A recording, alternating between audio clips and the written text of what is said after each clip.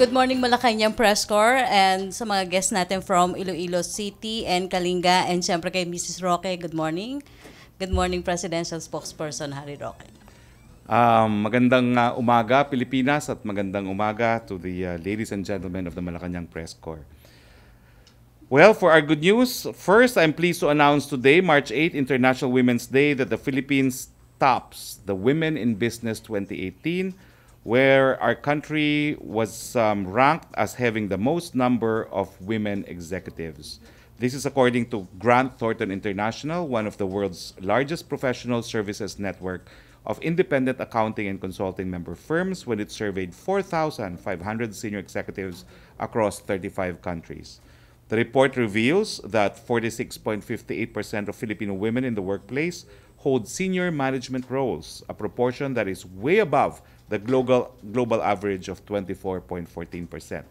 It attributed our country's top ranking to non-discriminatory policies for recruitment, paid parental leave, and flexible hours as among the practices. The Duterte administration continues to improve the lives of Filipino women in all spheres, economic, social, and political. Women and men are equal partners in the pursuit of the country's development, as we all vow to fully implement the Magna Carta of Women this International Women's Day. And secondly, the Duterte Spouses Association, Inc. recently visited Albay to conduct assistance to communities displaced by the eruption of Mayon volcano. The Duterte Spouses Association, Inc. distributed relief assistance in partnership with foreign chambers of commerce, RAM, and local associations. I heard that. The Duterte Spouses Association, Inc. also participated in a relief effort for 4,000 women displaced by the fighting in Marawi. Nais namin ipaalam sa publiko na ang TESDA po ay magbibigay ng libreng construction workers training sa higit kumulang 100,000 katao para maisakatuparan ang ating Build infrastructure plan. The project has already received application forms in 122 TESDA training centers on February 27 and 28 for the National Technical Vocational Education and Training Enrollment and Jobs Bridging. Graduates of the skills training, especially the indigenous peoples, the poor, the rebel returnees, will be recruited to play a vital role in the development of infrastructure projects such as the construction of roads, bridges, and establishments. Of course, we have to do this because apparently the Build program has already resulted in some kind of a shortage for construction workers here in the Philippines. No? Questions? Questions, MPC? Ian Cruz. Microphone. Anong ginawa mo, Ian, kay Joseph Morong? Ilabas mo si Joseph Morong. Meron siyang ibang ginagawa, sir. Good morning po, Secretary. Sir, nabanggit ni UN Human Rights Chief Al Hussein na kinalulungkot daw niya yung nabanggit ng Pangulo nung nasa Davao kami, sinabi ni Presidente na huwag magsasalita yung mga pulis o yung mga sundalo kapag may mga mag-iimbestiga kahit daw dun sa mga taga-UN.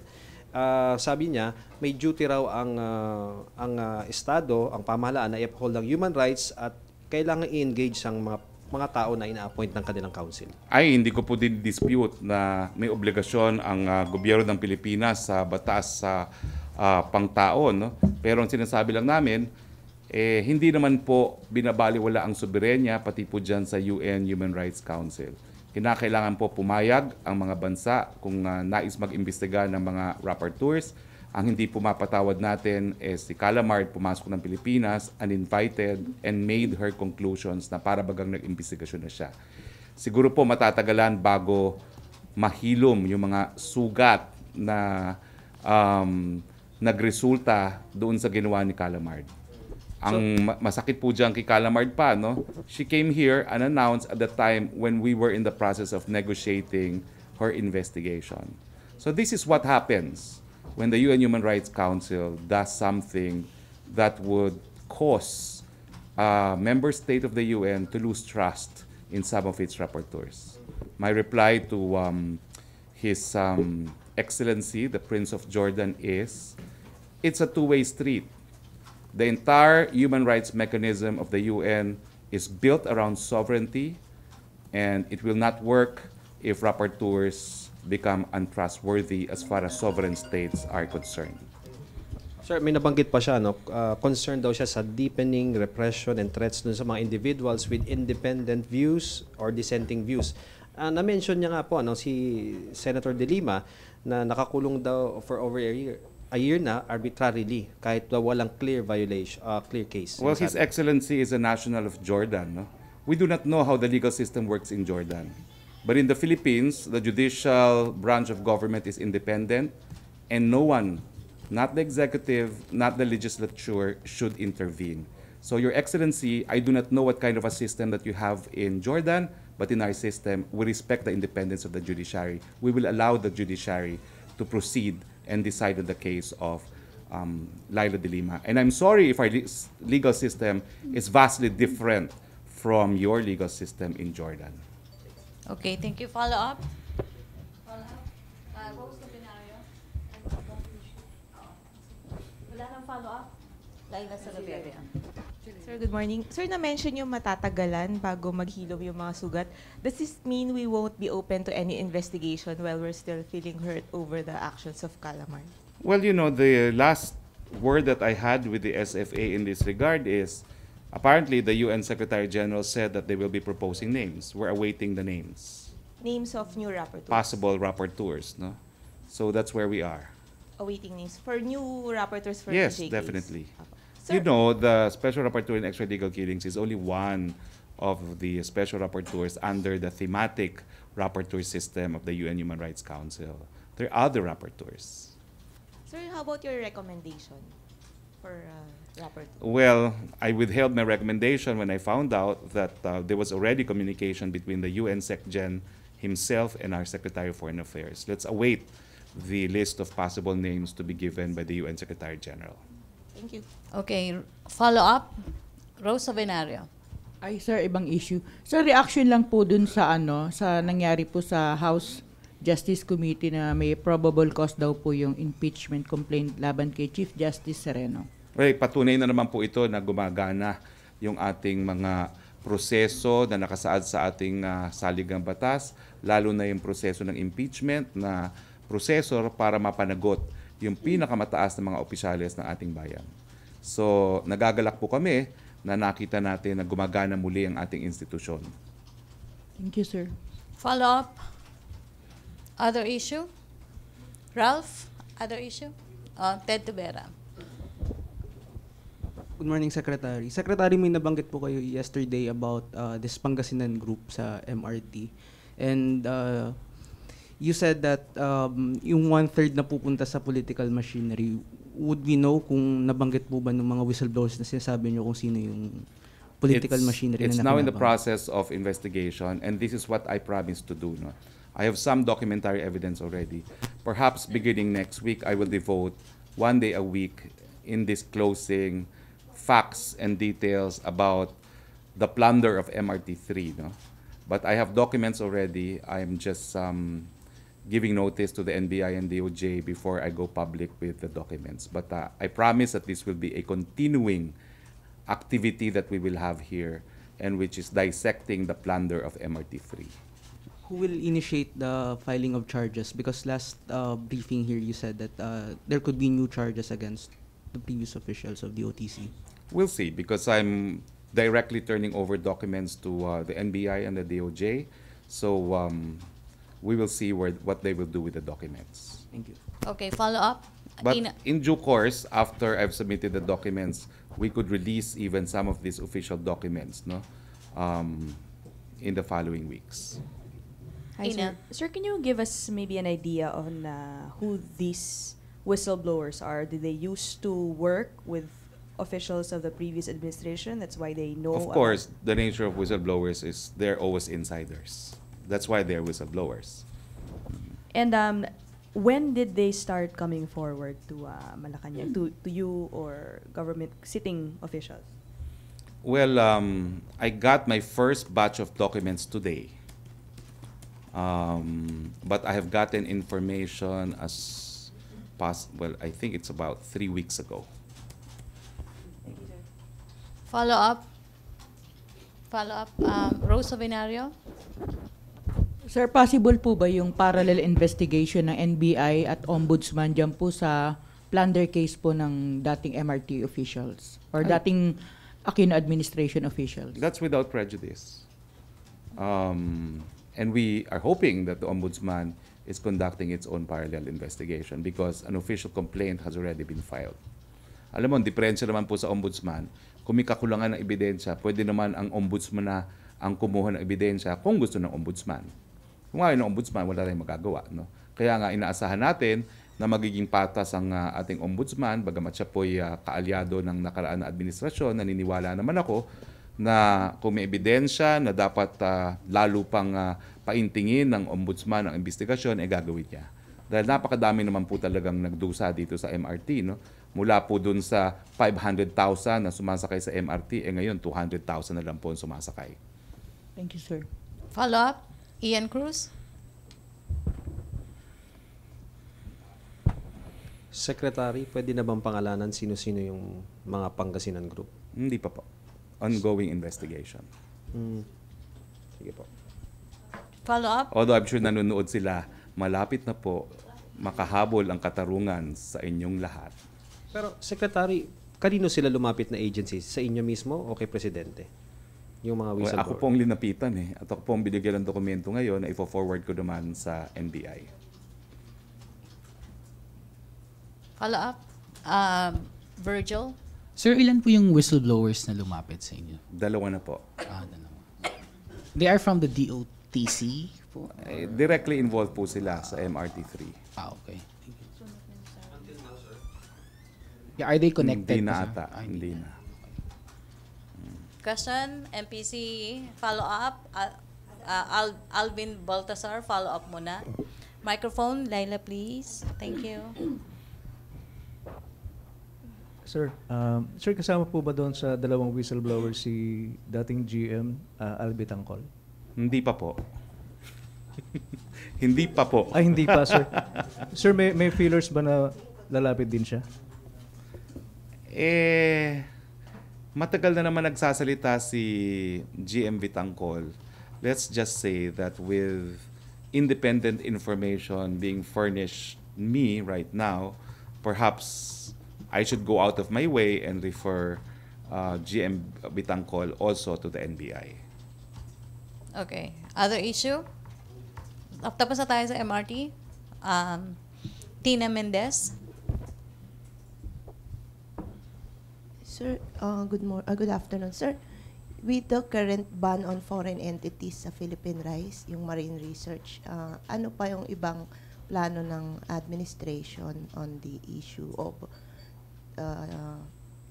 food security and national security? Well, gaya po ng napagpulungan sa kabinete nung Lunes, no? Bibili na tayo ng sariling research vessel natin, pero meron naman po tayo nagagamit na research vessel din.